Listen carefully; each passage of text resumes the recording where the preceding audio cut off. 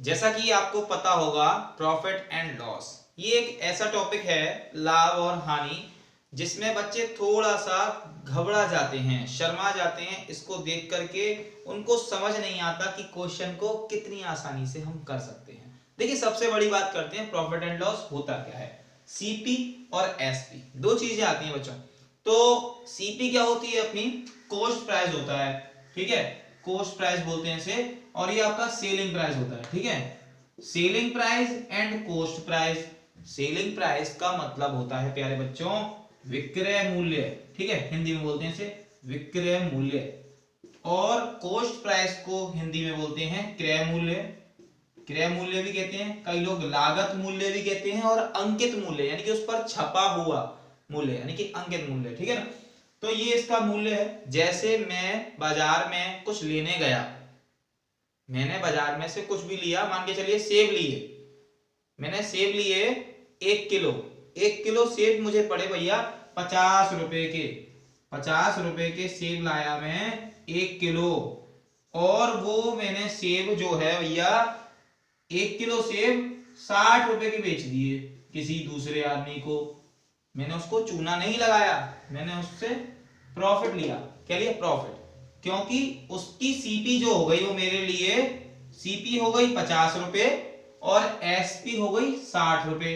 अब आप खुद समझ सकते हैं, जब कोई भी 10 रुपए का फायदा कमा रहा है तो उसकी एसपी ज्यादा होगी। एसपी जब ज्यादा होगी तो हमें समझ में आ जाएगा कि प्रॉफिट हो गया है। अगर इसके अपोजिट हम करते, हम लाए सेब 50 रुपए के और हमारे पास वो 2-3 दिन रखा रहा। जब सेब कुछ दिन रखा रहा तो थोड़ा सा सड़ सा गया, 1-2 सेब खराब भी हो गए। तो अब हमने सोचा जल्दी से हम सेल कर दे रहे हैं। अब हमने किसी और को दिए ये सेब और हमने उसको दे दिए 25 रुपए में। हमने दे दिए 25 रुपए किलो सेब है और उसने लालच में आकर फटाफट से ले लिए, देखे भी नहीं कैसे सेब है और जल्दी से ले लिए। तो इसकी वजह से हमें 25 रुपए का नुकसान हो गया। अब हमें जो 25 रुपए का नुकसान हुआ उसमें क्या होगा? लॉस होगा।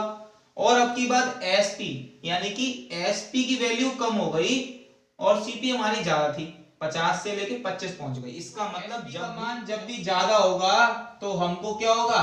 प्रॉफिट होगा, ठीक है। और जब भी सीपी का मान ज्यादा होगा, सीपी और एसपी दोनों लिखी हैं, सीपी और एसपी, अगर एसपी ज्यादा होगा तो प्रॉफिट, और अगर आपका सीपी ज्यादा हो जाएगा तो हो जाएगा आपको लॉस, ठीक है। तो यही है प्रॉफिट एंड लॉस का मेन असली चीज यही होती है। और अभी हम आपको 2-3 बातें और बता देते हैं कि कैसे अनुपात और कैसे परसेंटेज में इसके सवाल आते हैं और हम आसानी से इनको कर पाएंगे। शुरू करते हैं सवालों के साथ। देखिएगा स्टूडेंट्स, जैसा कि आपके सामने हमने एक क्वेश्चन लिखा है, यदि किसी वस्तु पर मोहन को 20% का लाभ हुआ हो जबकि उसका क्रय मूल्य 100 रुपए था, तो उसका विक्रय मूल्य बताइए। देखिए प्यारे बच्चों, ऐसे क्वेश्चन आपके एग्जाम में नहीं मिलेंगे, पहले से बता दूं, लेकिन फिर भी हम इनको करेंगे। क्यों? क्योंकि हमें अपना बेस मजबूत करना है। बेस मजबूत करना है तो हमको क्रय विक्रय मूल्य के बारे में अच्छी जानकारी होनी चाहिए, लाभ का परसेंटेज सीखना चाहिए और हानि का परसेंटेज भी आना चाहिए। ये परसेंटेज को अनुपात में चेंज करना भी हमने सिखाया था, यानी कि उसके व्यंजक परमेय व्यंजक के रूप में, ठीक है ना, भिन्न के रूप में लिखिए। देखिए पहले आप समझ लीजिए, आपको लाभ हुआ है तो इसका मतलब ये हो गया कि जो एसपी होगा, सेलिंग प्राइस होगा, वो सीपी से अधिक होगा। सीधी बात तो ये हो गई। मैं आपको 2 तरीकों से इस सवाल को बताऊंगा, जैसे आपको समझ आ जाए वैसे ही कर लीजिएगा। तो देखिएगा, सिंपल पहली बात तो ये बता दूं कि एक जो परसेंट होता है ना, वो अगर आपका 20% जैसे लिखा है प्रॉफिट है, 20% आपका क्या है? प्रॉफिट है बच्चों, ये आपको पता चल गया। आप इसको ऐसे करके लिख दीजिए, 20% का मतलब होता है 1/5, ठीक है प्यारे बच्चों, 20% का मतलब होता है 1/5। तो अब आप इतना अंदाजा लगा लो, ये 5 जो है ना, ये आपका सीपी है, ये 5 आपका क्या है? सीपी। और ये 1 आपका क्या है? ये आपका प्रॉफिट है। तो आप खुद सोचिए प्यारे बच्चों, जब सीपी में हम प्रॉफिट को जोड़ देंगे तो हमारा एसपी आ जाएगा, तो प्रॉफिट में सीपी को जोड़ दीजिए, 1 और 5 कितना हो जाएगा प्यारे बच्चों, 6 हो जाएगा, यानी कि आपका एसपी हो गया 6। अब आप दिमाग लगाइए, क्या वैल्यू दी है क्रय मूल्य की, यानी कि सीपी की। सीपी की वैल्यू दी है 100, तो 5 बराबर अगर 100 हो जाए, खुद सोचिए 5 बराबर 100 हो जाए तो 1 बराबर हो जाएगा 20, तो 6 बराबर कितना होगा प्यारे बच्चों, 6 बराबर हो जाएगा 120। तो ये आपका आंसर हो जाएगा, 120 रुपए आपका विक्रय मूल्य आ जाएगा। लेकिन अब इसको एक सिंपल सी ट्रिक में समझिए, छोटे से बॉक्स में ही बता दूंगा मैं पूरा क्वेश्चन। आप खुद सोचिए 100 रुपए विक्रय क्रय मूल्य था, तो आपको मानने की कोई आवश्यकता ही नहीं है, और 100 का मतलब होता है 100%, उस 100% में 20% और जोड़ दीजिए, तो 100 प्लस उसका लाभ 20 बराबर 120। ये हो गया आपका सेलिंग प्राइस। जब आपका दिमाग तेज हो जाएगा तब आप इस तरीके से करिएगा, अभी आप ऐसे करके। पिछले वाले आपको वीडियो में समझा दिया था कि लाभ होना है 20%, और आसान से आसान तरीका आप समझ गए थे। इसी तरीके से हानि को भी समझिए, लॉस को देखिएगा प्यारे बच्चों। अब की बार सीपी भी वही है 100 रुपए, आसानी से समझेंगे, और लॉस हुआ है 20% का। 20% का लॉस का मतलब फिर से 1/5 हो गया, आपका सीपी हो गया 5 और 1 हो गया लॉस। पिछली बार हुआ था प्रॉफिट, खुद समझ सकते हैं कि ये आपका लॉस है, तो आप इसको इसमें से कम कर दीजिए, 5 में से 1 कम कर देंगे तो कितना हो जाएगा 4, ये 4 हो जाएगा, यानी कि ये हमारा हो गया एसपी। और आपको पता है लॉस में एसपी सीपी से कम हो जाता है। अगर 5 बराबर 100 दिया है तो 1 बराबर 20 हो जाएगा, अगर 1 बराबर 20 है तो 4 बराबर 80 के हो जाएगा, यानी कि 80 रुपए की हम जब वस्तु को बेच देंगे तब हमें 20% की हानि हो जाएगी। और क्वेश्चन है, इसमें आपको सेलिंग प्राइस दिया जाएगा और कॉस्ट प्राइस पूछा जाएगा, यानी कि हमें वो वाला मूल्य पता होगा जिस पर हमने उसको बेचा है, और ये भी बताया जाएगा कि प्रॉफिट हुआ है या लॉस, और पूछा जाएगा आपसे क्या कि उसका कॉस्ट प्राइस क्या था। तो देखिए क्वेश्चन, यदि किसी वस्तु का विक्रय मूल्य 150 रुपए है और उस वस्तु पर अभिषेक को 10% की हानि होती है, ठीक है, तो उस वस्तु का क्रय मूल्य बताइए। तो देखिएगा प्यारे बच्चों, बहुत सिंपल है। आप सबसे पहले हानि को पकड़ लीजिए, 10% हानि।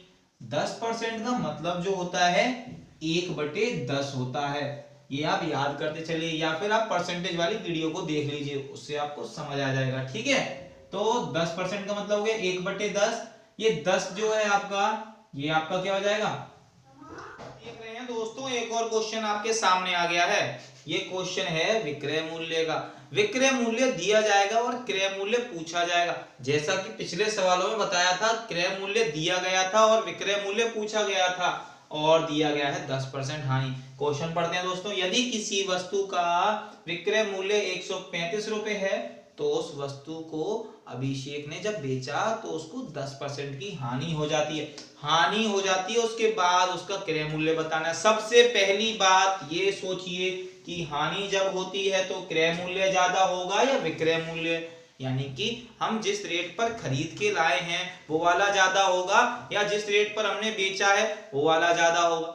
समझ जाइए, हमने उसको महंगा खरीदा और सस्ते में बेच दिया, इस वजह से हो गई हमें हानि।